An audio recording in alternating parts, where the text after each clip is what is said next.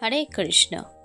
মৃত্যুর আগে দুর্যোধন কৃষ্ণের দিকে 3টি আঙুল তুলে কি বলতে চেয়েছিলেন? মহাভারত থেকে আমরা জানতে পারি, গদা যুদ্ধে উরুভঙ্গের পরে যখন আসন্ন মৃত্যুর জন্য দুর্যোধন অপেক্ষা করছে, তখন দুর্যোধন ভগবান শ্রীকৃষ্ণের দিকে 3টি আঙুল দেখিয়ে কিছু একটা বলতে চেয়েছিলেন।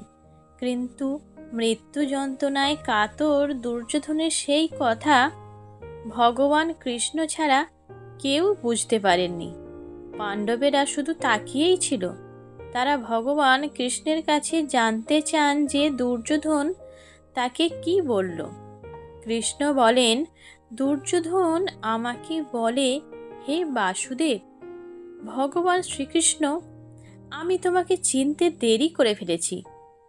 এখন আমার 3টে সব থেকে বড় ভুল মনে পড়েছে।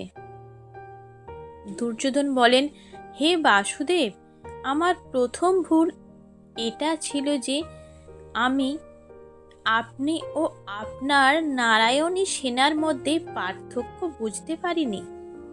আমি যুদ্ধে জেতার লোভে নারায়ণী সেনাকে বেছে নিয়েছিলাম। এটাই আমার জীবনের সবচেয়ে বড় ভুল ছিল। হে বাসুদেব, আমার দ্বিতীয় ভুল এটা ছিল যে আমার মা আমাকে বারবার করে বললেও আপনার কথা শুনে আমি মায়ের কাছে নগ্ন অবস্থায় যাইনি।